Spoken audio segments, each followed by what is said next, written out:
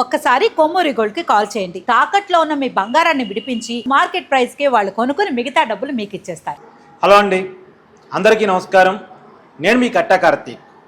ఈరోజు మాజీ ముఖ్యమంత్రి వైసీపీ అధినేత వైఎస్ జగన్మోహన్ రెడ్డి గారు మీడియా సమావేశం ఏర్పాటు చేశారు. అనేక విషయాల మీద మాట్లాడారు. రాయలసీమ ఎత్తిపోతల పథకం కావచ్చు, భోగాపురం ఎయిర్పోర్ట్ కావచ్చు, మెడికల్ కాలేజీల ప్రైవేటీకరణ సంబంధించినటువంటి అంశం. నిజానికి ప్రైవేటీకరణ కాదు, పీపీపీ అంటే పబ్లిక్ ప్రైవేట్ పార్ట్నర్షిప్ అని కూటమి ప్రభుత్వం చెప్తుంది. కానీ జగన్మోహన్ రెడ్డి గారు తనదైన భాషలో మాట్లాడేటువంటి ప్రయత్నం చేశారు. సో ఈ మూడు అంశాల మీద ప్రధానంగా మాట్లాడారు. ఇంకా ఇతర అంశాల మీద కూడా కొంత ఆయన చెప్పేటువంటి ప్రయత్నం చేశారు. నిజానికి జగన్మోహన్ రెడ్డి గారి ప్రెస్ మీట్ ఎలా ఉంది? ఇక్కడ అనేక విమర్శలు వస్తుంది. ఏంటంటే జగన్మోహన్ రెడ్డి గారు మీడియా ముందుకు వచ్చేటప్పుడు సరిగా ప్రిపేర్ కాకుండా వస్తున్నారు, ఆయనకాయనే వైసీపీ పార్టీని జగన్మోహన్ రెడ్డి గారి పరిపాలన ఇరికించేసుకుంటున్నారు అనేటువంటి చర్చ ప్రధానంగా వస్తుంది.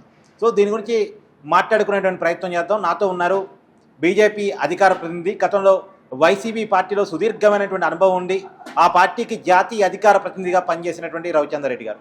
సార్ నమస్కారం. నమస్తే కార్తీక్. సార్, ఇవాళ జగన్మోహన్ రెడ్డి గారి ప్రెస్ మీట్ చూస్తే చాలా కీలకమైన అంశాలు నిజానికి. కాకపోతే నాకున్న డౌట్ ఏంటంటే ఇప్పుడు రాయలసీమ ఎత్తిపోతల పథకం గురించి మాట్లాడారు. నిజానికి ఆంధ్రప్రదేశ్కి అసలు అఫీషియల్గా కాకపోయినా అనఫీషియల్గా అయినా ప్రతిపక్ష నాయకుడు జగన్మోహన్ రెడ్డి. ఇక ఉన్నది ఒక్క పార్టీయే కాబట్టి ఆ విపక్ష నాయకుడిగా జగన్మోహన్ రెడ్డి గారు ఉన్నారు.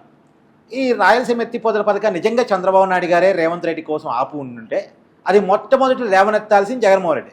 కానీ రేవంత్ రెడ్డి ఎక్కడో అసెంబ్లీలో తనను తాను రక్షించుకోవడానికి తెలంగాణ అసెంబ్లీలో మాట్లాడితే ఆ పాయింట్ పట్టుకొని వైఎస్ జగన్ ప్రెస్ మీట్ పెట్టమైంది. ఇన్నాళ్ళు ఎక్కడికి పోయారు అనేది చాలామంది మాట్లాడుతున్న ప్రశ్న. అది నిజమైతే ఒక రేవంత్ రెడ్డి గారికి చెప్పింది నిజమైతే రేవంత్ రెడ్డి గారు చెప్పిన దాకా కూడా జగన్మోహన్ రెడ్డి గారికి తెలియదా? ఏమంటారు కార్తీక్ గారు? ఏదైతే రాయలసీమ ఎత్తిపోతల పథకం ఆగిందనేది ఎలక్షన్కి కాస్త అటు ఇటుగా ముందుగానే ఆగింది. మరి ఈరోజు రేవంత్ రెడ్డి గారు చెప్తేనో లేకపోతే ఇంకో కారణంతో కాకుండా అసలు కారణాలు ఏంటి?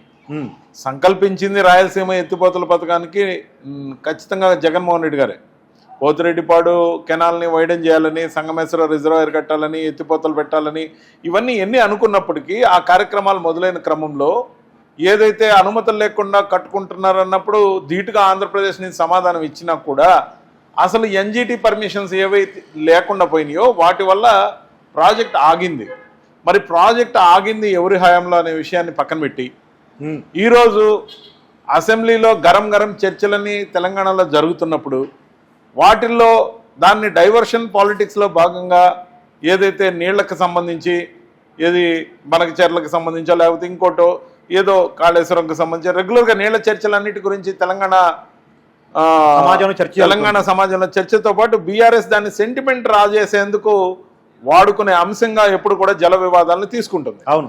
సో వాటి మీద క్వశ్చన్లు సంధిస్తున్న క్రమంలో అటు తిరిగి ఆంధ్రప్రదేశ్ సంబంధించి నేను రాయలసీమ ఎత్తిపోతల పథకాన్ని చంద్రబాబు నాయుడు గారితో మాట్లాడి ఆపించా, మీరు కావాలంటే నిజ నిర్ధారణ కమిటీ వేసుకుని పోయి చూసిరా పొండి,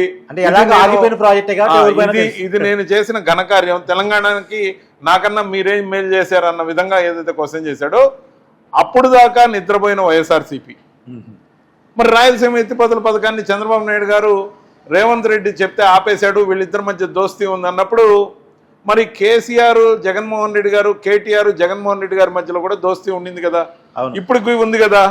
మరి ఆ రోజున ఎన్జీటీకి సంబంధించిన అభ్యంతరాలన్నీ లేవనెత్తింది ఎవరు? ముఖ్యంగా ఆ రోజు పాలమూరు రంగారెడ్డి కానీ దిండి కానీ అనుమతులు లేకుండా కట్టుకుంటున్న ప్రాజెక్టులు సోర్స్లోంచి నీళ్లు ఎత్తుకుంటున్నారు అన్నప్పుడు మనం కూడా సోర్స్లోంచి నీళ్లు తీసుకోవాలని సంగమేశ్వర రిజర్వాయర్ నిర్మించుకొని పోతిరెడ్డిపాడు ద్వారా వరద జలాలే కాకుండా నికర జలాల్లో ఇంకా కేటాయింపులు బ్యాలెన్స్ ఉన్నాయి కాబట్టి 512 టీఎంసీ మనం తీసుకునే వీలు లేకుండా దానికి శ్రీశైలంకి సంబంధించిన డ్యామ్ నిండడం లేదు కాబట్టి 854 లెవెల్ వరకు రానప్పుడే వీళ్ళు సోర్స్లో తీసుకున్నారు కాబట్టి మనం రాయలసీమ ఎత్తిపోతల పథకం చేద్దాం అనుకున్నందుకు అందరూ ఆ రోజు చంద్రబాబు నాయుడు గారు కూడా ఏం అభ్యంతరం పెట్టలేదు, సమర్థించారే. అన్ని పార్టీలు ఏ రాష్ట్రానికి సంబంధించిన టెక్నికల్గా అంశాలు ఉన్నాయో, చట్టపరంగా అంశాలు ఉన్నాయో, కేటాయింపులు ఉన్నాయో వాటి విషయంలో ఖచ్చితంగా కూడా ఆయా రాష్ట్రాల గురించే మాట్లాడతారు. అది జాతీయ పార్టీలకు సంబంధించిన నాయకులైనా, ప్రాంతీయ పార్టీలకు సంబంధించిన నాయకులైనా, ఏ రాష్ట్రానికి వాళ్ళు రిప్రజెంట్ చేస్తారో ఆ రాష్ట్రం యొక్క హితాన్ని గురించి ఖచ్చితంగా నిలబడతారు. అది కాంగ్రెస్ పార్టీ కావచ్చు, బీజేపీ కావచ్చు, టీడీపీ కావచ్చు, వైఎస్ఆర్సీపీ కావచ్చు, లేకపోతే టిఆర్ఎస్ లాంటి బీఆర్ఎస్ కావచ్చు. ఏ నేల మీద కానీ ఉంటామో ఆ నేల మీద ఈ స్వార్థం. ఉప ప్రాంతీయ పార్టీలు ఏవైతే ఉన్నాయో బీఆర్ఎస్ ఒక ఉప ప్రాంతీయ పార్టీగా తర్వాత జాతీయ పార్టీగా అడుగులైపోయి బాధపడిన విషయం మనకు తెలుసు. సో ఏదైతే తెలంగాణకు పరిమితమైన పార్టీ, అటు ఆంధ్రాకు మాత్రమే పరిమితమైన పార్టీ వైఎస్ఆర్సీపీ ఒకే స్టాండ్ తీసుకునే అవకాశం ఉంటే ఉండుండొచ్చు. కానీ జరిగిన అంశంలో వాస్తవాలు మాత్రమే జనాలకు వెళ్ళాలి. కానీ డీవియేషన్ పాలిటిక్స్ని, ఈ జల పంచాయతీలని వాడుకొని రాజకీయం చేద్దాం అనుకోవడం మాత్రం కరెక్ట్ కాదని నా అభిప్రాయం. ఇక్కడ మీరు ఒక విచిత్రాన్ని గమనించారా? మామూలుగా మీరు అన్నారు ఏదో బీఆర్ఎస్కి వైసీపీకి సంబంధాలు ఉన్నాయి. తర్వాత రేవంత్ రెడ్డి గారికి ఉన్న ముద్ర ఏంటంటే ఆయన చంద్రబాబు నాయుడు గారు స్కూలింగ్ నుంచి వచ్చిన దాపరికం ఏం లేదు. అయితే ఇక్కడ ఒక విషయం ఏంటంటే రివర్స్లో రేవంత్ రెడ్డి గారు చెప్పిన దాన్ని నమ్మి వైసీపీ పాయింట్ పట్టుకుంది, చంద్రబాబు నాయుడు గారు దాన్ని ఖండిస్తున్నారనే పాయింట్ ఏమో బీఆర్ఎస్ క్యాచ్ చేసుకుంటుంది. ఎవరు రాజకీయ స్వార్థాలు చూడండి. అంటే ఈ విధంగా ఉల్టా పల్టా అంటారు. అంటే కాబట్టి రాజకీయాల్లో పనికొచ్చే అంశం దొరికినప్పుడు, మనకి సంబంధించిన అంశంలో మైలేజ్ వచ్చే అవకాశం ఉందనుకున్నప్పుడు ఎవరు మాట్లాడినా వాడుకుంటుంటారు. కానీ అప్పుడు దాకా ఏం చేశారనేదే ఇక్కడ మనం ప్రశ్నించాల్సిన అంశం. దీంట్లో వాస్తవాలు మాత్రమే చర్చించాలి, కానీ రాజకీయం కోసం ఉన్నది లేని మాట్లాడకూడదు. పాయింట్ నాకు చెప్పండి. నిజానికి పులివెందల్లో గండికోట, చిత్రావతి ఇలాంటి చిన్న చిన్న ప్రాజెక్టులు ఉన్నాయి. ఆ ప్రాజెక్టు నుంచి పులివెందులకు నీరు పోతే పిల్ల కాలువల ద్వారా వాటిని కూడా సరి చేసి నీళ్లు మళ్లించేదేని జగన్మోహన్ రెడ్డి గారు. ఇయారు వచ్చి రాయలసీమ ఎత్తిపోతల పథకం అని నీరు రాయలసీమ నేనే ఇవ్వడానికి ప్రయత్నం చేశానని చెప్పడం ఏ మేరకు కరెక్టు?